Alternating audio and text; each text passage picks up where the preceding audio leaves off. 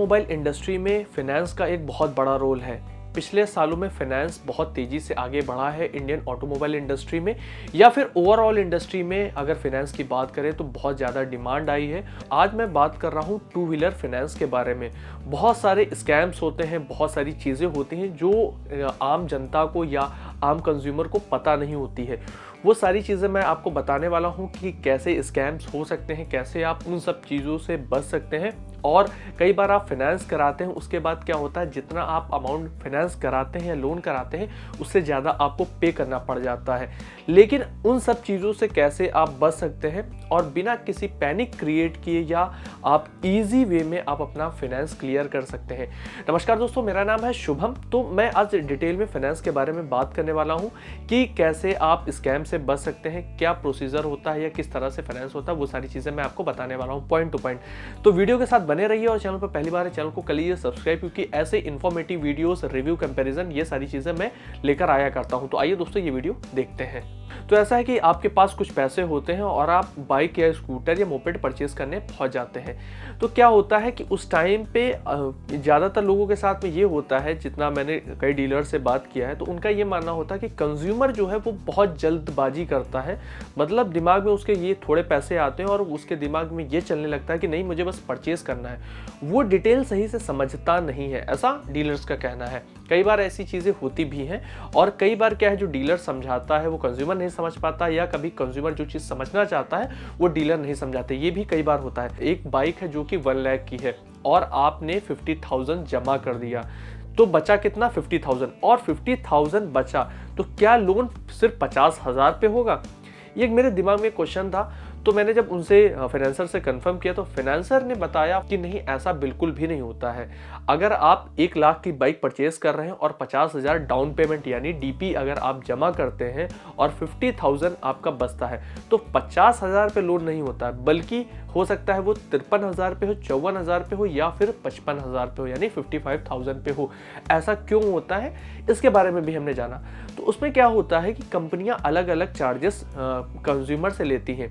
जैसे उसमें कई सारे अलग अलग चार्जेस होते हैं, जैसे प्रोसेसिंग फीस होता है।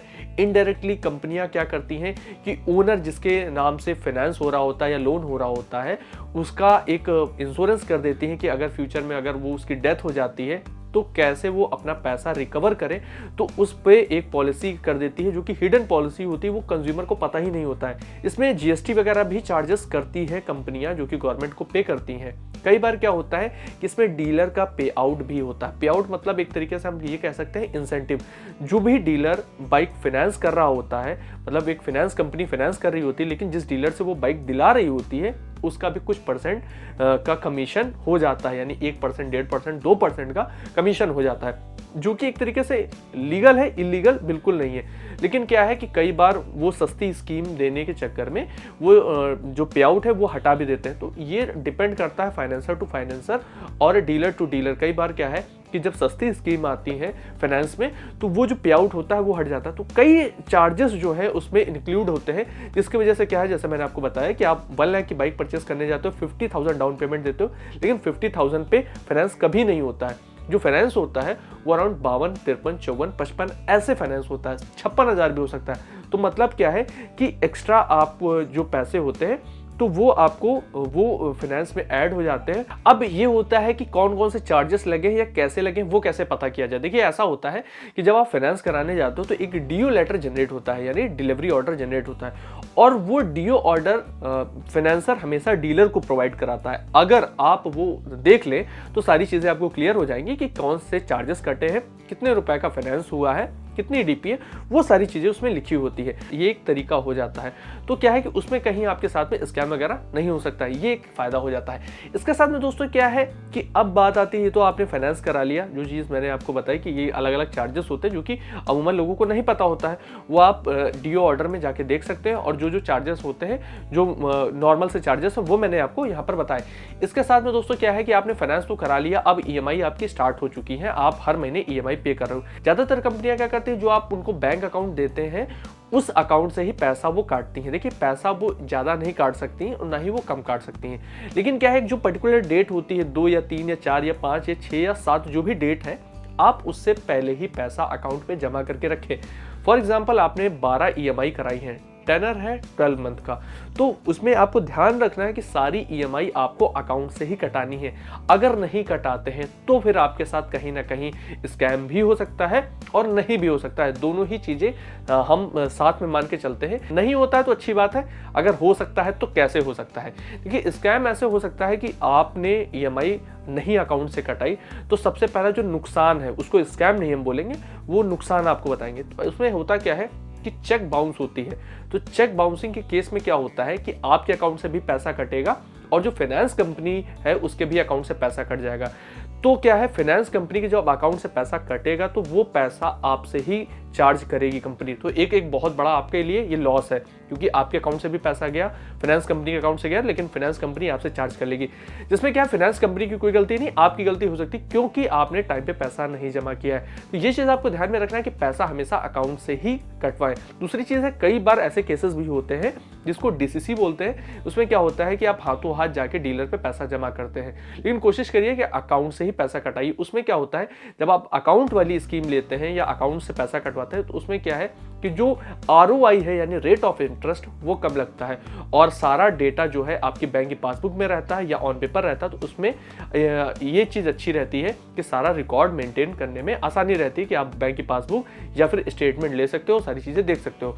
लेकिन जैसे मैंने बताया कि अगर चेक बाउंस होती है तो आपको पैसा देना होता है। कई बार दोस्तों क्या होता है कि कस्टमर या कंज्यूमर जो है वो EMI तो देता रहता है लेकिन बाउंसिंग नहीं दे पाता है, जिसकी वजह से क्या है कि वो उस बाउंसिंग पे कंपनियां या बैंक उस पर भी ब्याज ले लेती है, यानी जो चेक बाउंसिंग चार्ज होता है उस पर भी ROI लगा देती है, जो कि क्या है कि लास्ट में जाके बहुत ज़्यादा हो जाता है। तो ये चीज़ आपको ध्यान में रखना है कि अगर कहीं चेक बाउंस हुई है तो आप सारा वो निपटारा तुरंत ही करा दें, फ्यूचर के लिए मत छोड़े, क्योंकि अगर फ्यूचर के लिए छोड़ेंगे तो आपको एक बल्क में अमाउंट देना पड़ेगा, जिसकी वजह से कहीं ना कहीं आपका एक बहुत बड़ा नुकसान होगा। तो ये चीज़ आपको ध्यान रखनी है कि कई बार क्या होता है, कलेक्शन वाले जो बंदे होते हैं जब EMI आपकी बाउंस हो जाती है तो आपके घर से लेने आते हैं। वो चीज़ एक बहुत इंपॉर्टेंट होती है कि वहाँ पर क्या है, डीलर का रोल नहीं होता, उसमें फाइनेंसर और कलेक्शन का रोल होता है। तो आपको वो चीज़ ध्यान में रखनी है कि जो कलेक्शन करने आपके पास में आ रहा है तो वो बंदा आप पहले अवेयर हो जाएं, फाइनेंसर से पूछ ले या डीलर से कंफर्म कर लें कि भाई ये जो बंदा आ रहा है ये आपके जान पहचान वाला है, फाइनेंस कंपनी का है या नहीं है, या ऐसे ही कोई आ गया है। वो चीज़ आपको ध्यान में रखना है। उसके साथ में क्या है कि आपको एक क्योंकि आजकल मैसेज वाला चल रहा है, क्योंकि आप रिसिप्ट देना कि ज़्यादातर कंपनियों ने बंद कर दिया है, तो क्या है कि जो आप उनसे एक रिटर्न में ले लें कि ये EMI आप उनको दे रहे हैं। ये चीज़ आपको ध्यान में रखनी होगी कि आपने कितनी EMI दी है, क्योंकि क्या है कि डीलर और financer time to time change हुआ करते हैं। वो कि आज इस कंपनी में है तो कल दूसरी कंपनी में जा सकते हैं। डीलर का क्या है कि डीलर के पास बहुत सारे कंज्यूमर आते हैं, वो जिम्मेदारी नहीं लेता, लेकिन आपको ये जिम्मेदारी लेनी होगी। आपको खुद ध्यान रखना होगा कि कितनी आपने EMI दी है, और अगर आप हाथों हाथ दे रहे हैं, मतलब यह अगर आपकी चेक बाउंस हो जाती है और आप अपने घर से पेमेंट दे रहे हैं, तो फिर आपको कहीं ना कहीं रिटर्न में आप उससे ले लो। उससे क्या है कि फ्यूचर में आपके लिए अच्छा रहेगा। और कोशिश वहां पर भी आप कोशिश ये करें कि पता करते रहें कि आपका वो पैसा जो कलेक्शन वाला बंदा ले गया है उसने बैंक में डिपॉजिट किया है या नहीं किया, यानी फाइनेंस कंपनी को पैसा दिया है या नहीं दिया है। कई बार वो भी फ्रॉड कर देते हैं, पैसा तो आपसे ले जाते हैं लेकिन क्या होता है कि वो जाके उस बैंक में या उस फाइनेंस कंपनी में पैसा नहीं जमा करते हैं, क्योंकि वो भी सैलरी बेस्ड पे होते हैं, आज हैं और कल चले जाएंगे। तो ये चीज़ आपको थोड़ा सा ध्यान रखना है। इसमें स्कैम होने के चांसेस बहुत ज़्यादा होते हैं, इसलिए मैंने आपको बताया कि पैसा अकाउंट से ही कटाएं। तो दोस्तों इस तरह से चीज़ें होती हैं जिसमें क्या है कि आप बच सकते हो। तीसरी चीज़ है दोस्तों कि आपके दिमाग में ये आता है कि आपने फॉर एग्जांपल 12 मंथ की टेनर लिया, EMI कराई और आपके पास थोड़े दिन बाद पैसा आ गया।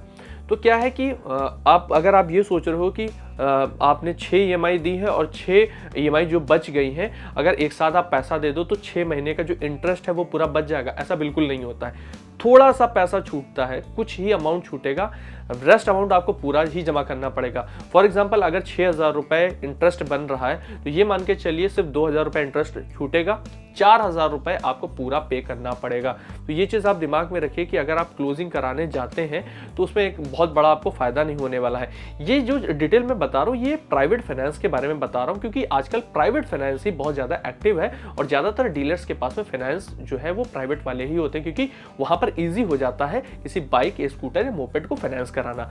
तो दोस्तों ये कुछ क्लोजिंग की बातें थी। और इसके साथ में क्या है कि अगर कोई बकाया रह जाता है यानी अगर कुछ भी पैसा रह गया है जो आपने बाउंसिंग नहीं दिया है, तो क्या है फिर कंपनियां एनओसी नहीं देती हैं। तो आपको एक चीज ध्यान रखनी है कि जब भी आपकी ईएमआई सारी कंप्लीट हो जाए, बैंक से आपको नो ऑब्जेक्शन सर्टिफिकेट लेना है, यानी एनओसी लेनी है कि फ्यूचर में क्या है कि आप उस बाइक स्कूटर को किसी को सेल करना चाहो तो सेल कर लो। और दूसरी चीज है कि कोई भी फाइनेंस नहीं रह गया है उसका एक सर्टिफिकेट आपको मिल जाएगा। तो ये चीज आपको ध्यान में रखना है। दोस्तों, अगर आपके कोई डाउट है या आपके साथ कोई प्रॉब्लम हुई है तो आप मुझे इंस्टाग्राम पे डीएम कर सकते हैं। मेरा इंस्टाग्राम हैंडल है व्लॉगर शुभम। कमेंट बॉक्स में भी जाके आप हमसे पूछ सकते हैं अगर कोई कंफ्यूजन है या कुछ भी आपके साथ हुआ है। इस वीडियो पे अच्छा रिस्पांस रहता है तो मैं 3-4 फाइनेंसर अलग अलग कंपनियों के एक साथ लाके एक वीडियो बनाने की कोशिश करूंगा और आप लोगों के जो डाउट्स हैं वो थोड़े से क्लियर करने की कोशिश करूंगा। इस वीडियो में जो चीजें मैंने कवर की है, फिर भी अगर कोई चीज रह गई तो आप मुझे जरूर पूछ सकते हैं। सो आई होप दोस्तों ये वीडियो आपको पसंद होगा। अगर वीडियो पसंद है, वीडियो को कर सकते हैं लाइक, और चैनल पर पहली बार है चैनल को कर सकते हैं सब्सक्राइब। आप मुझे इंस्टाग्राम पे भी फॉलो कर सकते हैं। मेरा इंस्टाग्राम हैंडल है व्लॉगर शुभम। वीडियो देखने के लिए आपका बहुत बहुत धन्यवाद।